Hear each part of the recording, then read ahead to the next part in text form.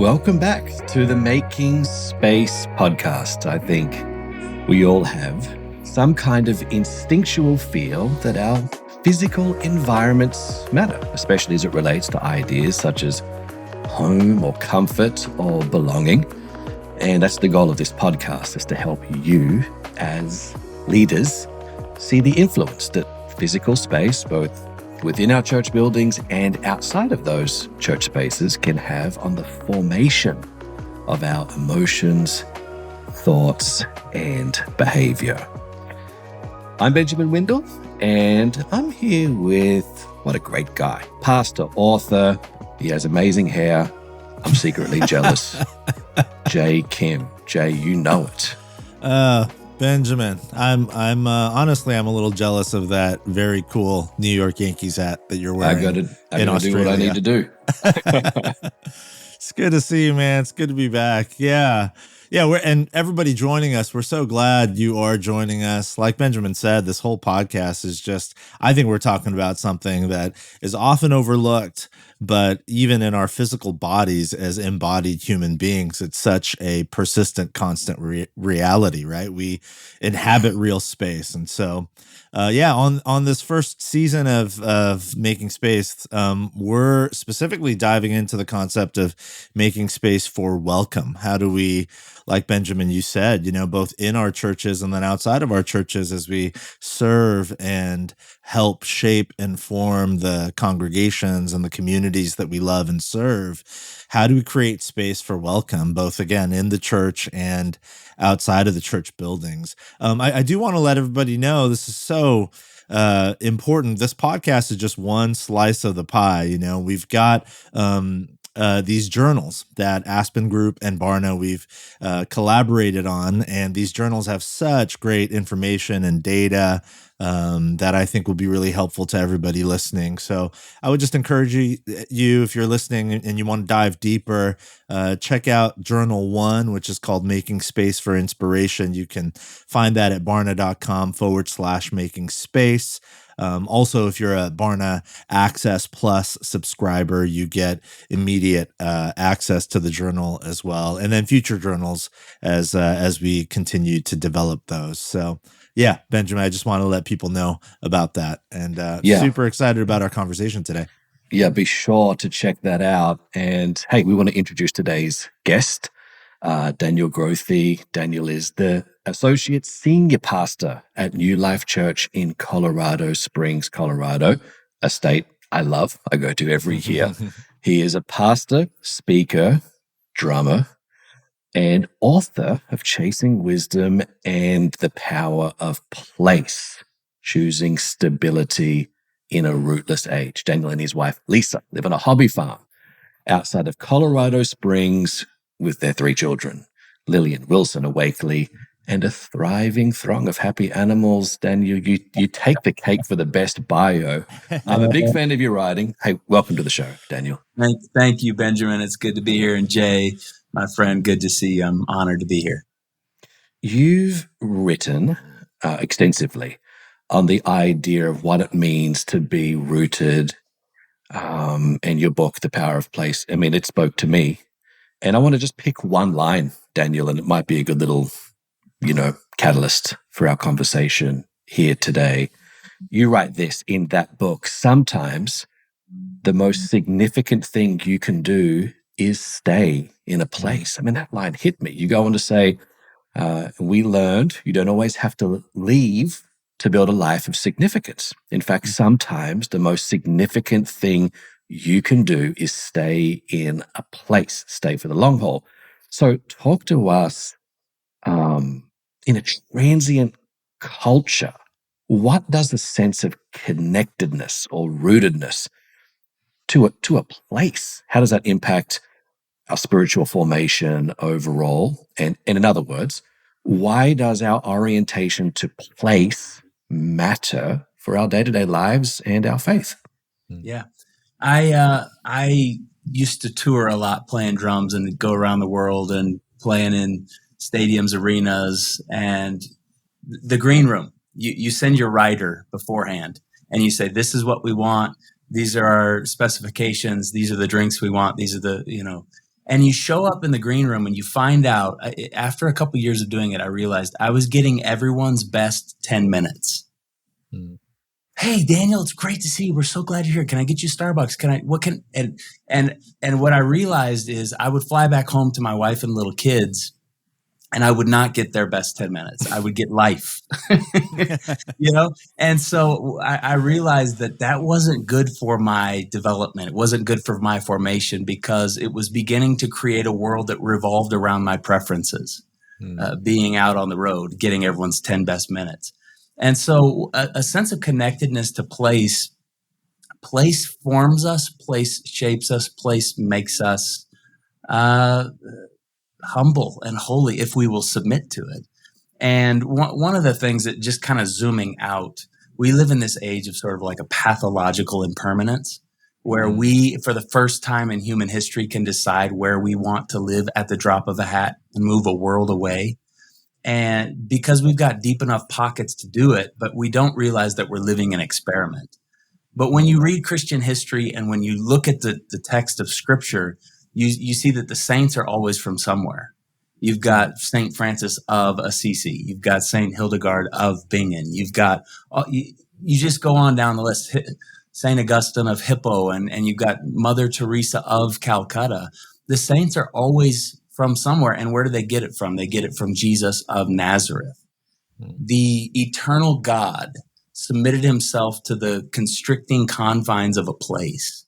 And he walked the streets of Jerusalem. He walked the dusty roads of Galilee and Tiberias. And God, the big God, got really small, and the Word became flesh and dwelt among us. So I think God intended for us to be the people who don't live these large transcendent lives of bouncing around the globe and calling that significance, but crunching down into one particular place, wherever he's called us to, and living lives of obedience in those constrictive confines. And if we'll do that, what you see is that our place begins to demand something of us. So think about Teresa of Calcutta. If Teresa grows up in Montana, and nice, rich area of Montana, like we don't know about her if she grows up in that place, but she finds herself in Calcutta, and she sees the need of the particular streets that she's living in, and she becomes a saint because she gives herself over to the smallness of the place and the particular needs of the place. So a place, when we submit to it, ends up demanding something of us, and it begins to shape us into disciples of Jesus if we'll just stay long enough to let it do its work on us. Yeah, that's so good, Daniel. It makes me think quite a bit. You mentioned transcendence, that maybe as you're talking about it, and as I've read your book and much of your work, and knowing a little bit of your story, I think especially today, we think that significance is sort of out there on the surfaces of the stories of others that we see. This person's traveling there, this person moved there, or they're touring the world in a band or as a speaker or whatever it might be.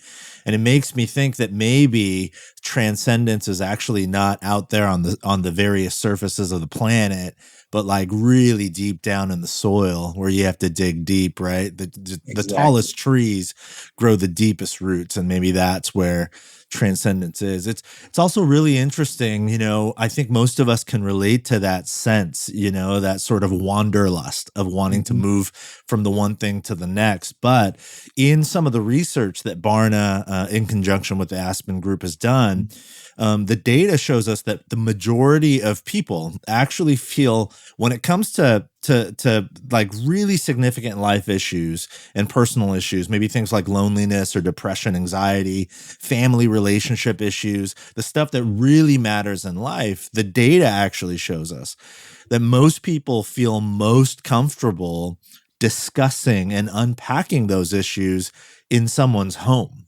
like in someone's place, and actually even way more so than they do, according to the data, in the Christian church, which I think for those of us who love the church, believe in the church, believe that the church should be a place that creates a space for welcome, a space that feels increasingly like home, that's an issue. So I want to ask you, because you're not just a writer and a speaker, you're a pastor who deeply loves the local church. I've been to your church. You serve and lead actually in a larger context, and yet somehow at New Life, you have been able to create a sense of belonging and home. So I want to ask you about that.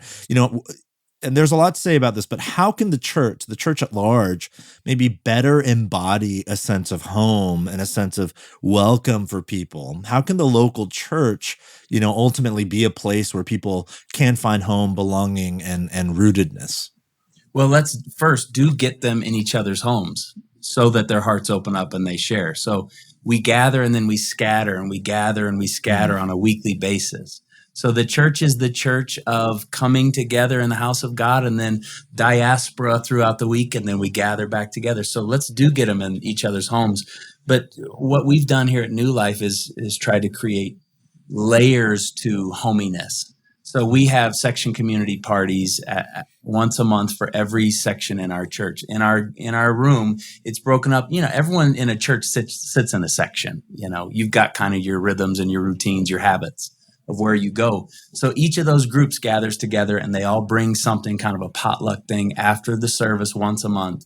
And they gather and they pray and they share a meal, and the kids are running around, and it's a great time. So that's a homey thing. Like, where 2 or 3 are gathered together, there shall be food. So get food together for people. Another thing that we need to do as pastors in our churches, pastors very often are thought of as figureheads, or kind of unapproachable. They're locked behind the pulpit.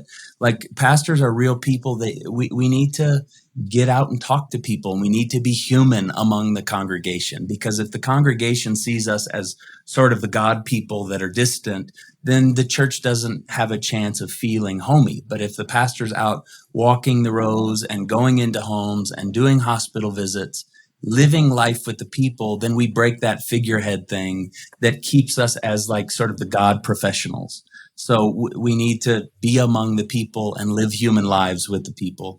Another thing is create a family feel in our churches. So this last Sunday, just on a whim, I preached this sermon, and it was a family service. All the kids were with us. And I said, okay, kids, typically I pray the benediction at the end. Any of you kids that want to come up on the stage? And we had 100 kids flood up onto the stage, and they stretched out their hands toward the adults, and their parents are out there taking pictures and smiling, and some people are crying. Like, we are a large church, and we could play toward this, really tight produced machine kind of thing. And at every turn, we're trying to break that, because we don't think that actually works toward building a homey feel. So some of the ways, like, have good furniture for people to sit on in your lobbies, have good coffee and have meals, and simulate a place that people want to be at, a third space kind of situation. And over the years, if the pastor and the pastoral team create rhythms and routines for people to live as family, and if they live as family themselves, get ready to live. It's going to be a family kind of church. Well, you had me at good coffee.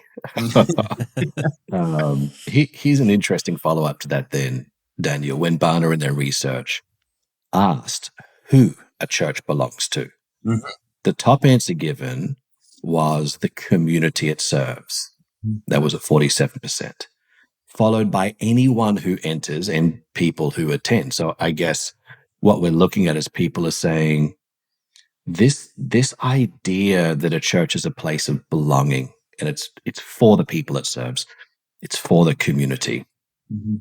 And then tying that into this concept of refuge and safety.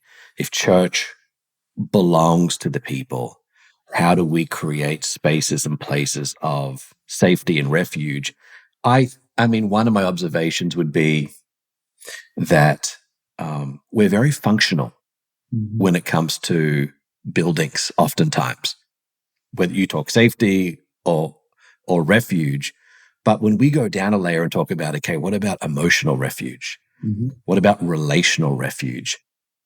What are some practical things that we can do? I mean, you mentioned a couple there, but what are some practical indicators that we can do that really help create a sense of refuge for the people that we're called to serve? Yeah. Well, one of the things practically we've done is we realize that when life hits the fan for people who don't come to church, very often what they do is they come to church. And so 9/11 happens, and all of a sudden people who don't go to church go to church. And so you got to be ready for that, to receive people, to have a refuge place. So, but they'll very often come when a financial crisis hits, or when a divorce happens, or when their children are acting wrong, or when they don't have food in their pantry. So we have tons of food up at our church. And when people walk in who, for the first time, they're needing a place of refuge and they don't belong here as a member, we let them know that they belong here. And so we get gas cards out. We get out grocery cards. We get them food. We've got clothing stored up here. And so when people come, we don't want them to just get prayed for, that sort of James thing. Be warmed, be filled, go. No, like, come here and let's not just meet your spiritual needs, but let's meet your practical needs. So it's a place of refuge. Another thing is we've got, like I said earlier, just great furniture out in the lobby. There are homey places. You can come share a meal here at the church. We have a big campus, and in the winter time, we see people come up here that don't go to our church, and they just walk through our building as their exercise. And they've got kids in strollers and kids running around riding bikes in our church. What? That breaks all the rules, but it's a place of refuge. Another thing is our Nueva Vida congregation, our Spanish-speaking congregation in the southeast part of our city. They have a food bank out of the back, and their building is in the most economically depressed area of our city. And that's where they are, and that's where the needs are. And so they've got an amazing food pantry down there, 1,500 families a week being fed out of the back of that church building. And so people in that community know where they can go when life hits the fan. So we ought to not just be known as the people who put on good 90-minute services or whatever, or who have great music. We're the people and the place that you can go when life hits the fan. You're going to have someone who has a tender heart, someone who's quick to empathize, someone who will take you in. We've got counseling offices or quiet spaces where people can just come sit in the presence of the Lord. So we do need to be thinking, you're right, Ben, we need to be thinking about, how do we create places of beauty, places of solace, places that are warm where people's hearts can relax? And when they do relax, then they can open up and share. And then we can send them out with their bags packed and their pantry full. Yeah. It's so good. You're a big Wendell Berry fan. So Yep. anybody who reads, Daniel's work, you'll see some Wendell Berry quotes in there. It's an interesting thing when I read Wendell Berry, because I live in a very urban, non-Wendell Berry-ish kind of environment, but I read his work and I have this idyllic vision of what a slow-paced sort of rootedness with the earth type of life could be like. But then when I think about the actual practical nuts and bolts changes or adjustments or sacrifices I might have to make to live that sort of life, it starts to become real in a way that becomes challenging. So we'd be remiss if we didn't talk about the reality of this. There is a cost, all of the things that are such beautiful stories that you're talking about. This past summer for 4th of July, I'm following you on Instagram, and you threw this giant party for like over 100 people on your farm. And you smoked this incredible brisket that I was just salivating digitally as I was looking at it. But at the same time, that has cost. It has tremendous cost. You shared a story about a single mom who didn't have gas to get to the party. And so your community rallied around her, but that has cost. So I want to ask you about that for folks who are listening, for church leaders who are even thinking about how to embody this in their communities. Talk about the cost, acknowledge, not just acknowledging it, but for you, because you do embody this, you live this stuff. I know that about you. Talk about how you, as a pastor and as a Christian follower of Jesus, how have you navigated the cost, not just monetarily, but, risk and loss and just time and energy. Talk about that. Well, time, let's just start there. If you're not being inconvenienced in the life of the local church, you're doing it wrong. what do they say? If you want to go fast, go alone. If you want to go far, go together. I mean, the old African proverb, right? Yep. Yeah. Yes. And I want to go fast. But life in the body of Christ is not about going fast. Eugene Peterson writes, along obedience in the same direction. And it's this long, plodding, decade over decade kind of life that you're building with the people of God. And so if you're going to submit to a place, and if you're going to submit to a particular people or a congregation, it will take all of you. It will take your time. And on Monday for the 4th of July, I'm cutting the brisket and I'm thinking, the thought just comes to me like, who's sitting alone tonight? Who doesn't have a party to go to?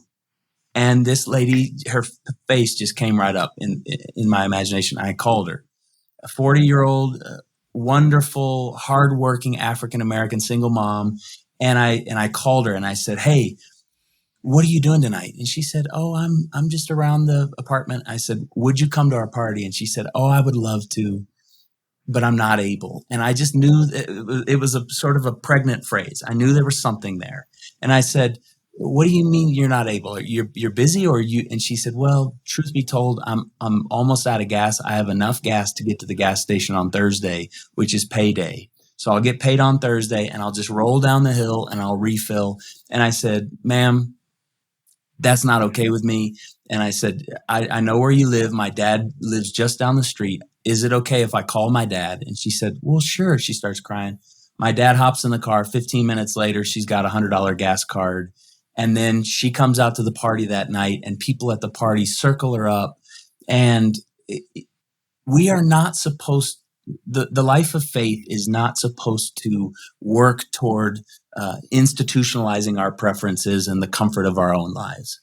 The life of faith is we're to be poured out. We're supposed to wash the feet of the world. So if you're going to submit to a place and to a particular people in a place, it will cost you your time. It'll cost you your money. It'll cost you your tithe. I mean, this is why a lot of times people think pastors talk about tithing because they've got a dog in the fight or they get some sort of a kickback. Or no, I want people to give at our church because I know we've got more of those single moms to take care of.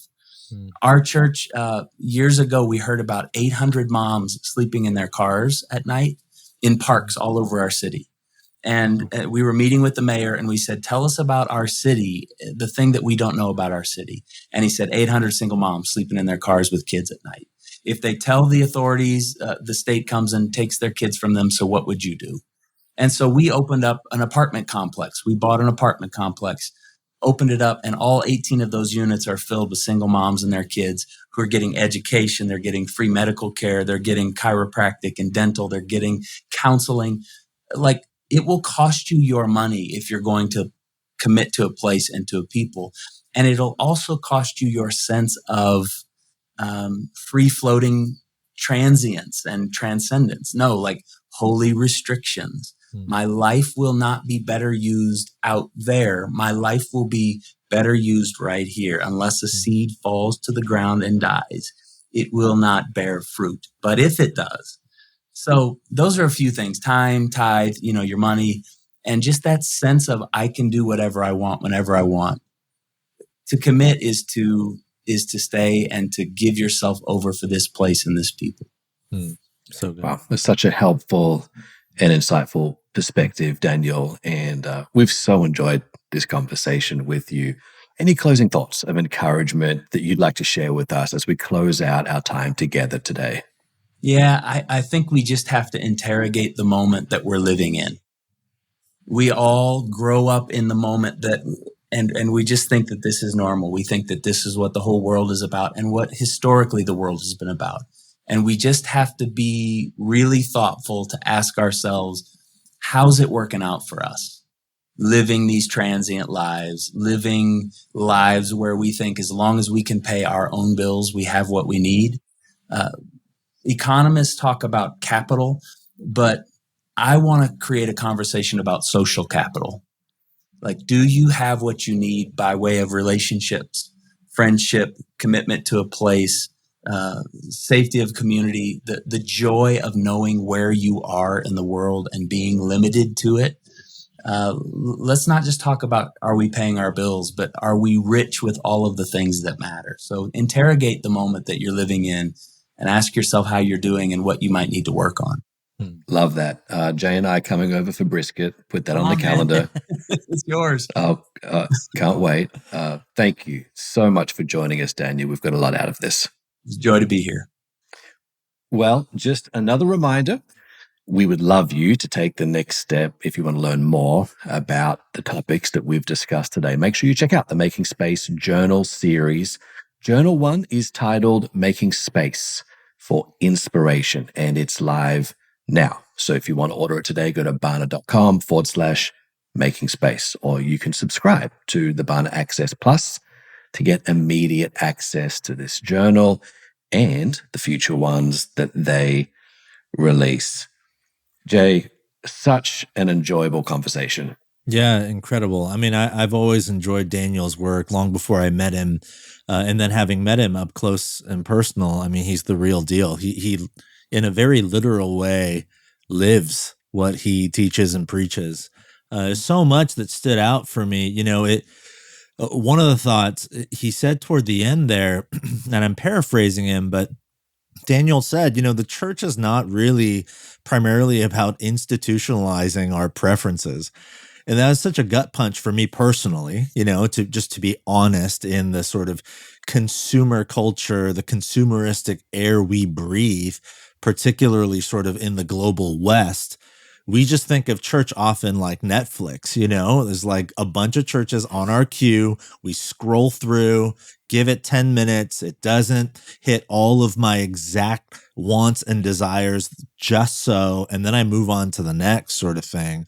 But this is a whole paradigm shift in terms of how we think about what it means to belong and to be a part of the local body of Christ, to give yourself to it for the long haul. And what was interesting to me is I think when we can get over our own preferences and even, you know, conveniences and all of those things, we find transcendence and meaning and joy and significance, as he was talking about early on, in ways that are really surprising. But we have to dig beneath the surface of our preferences and convenience and all of that. That just really stood out to me as one of many things. What about you, Benjamin? What are you taking away?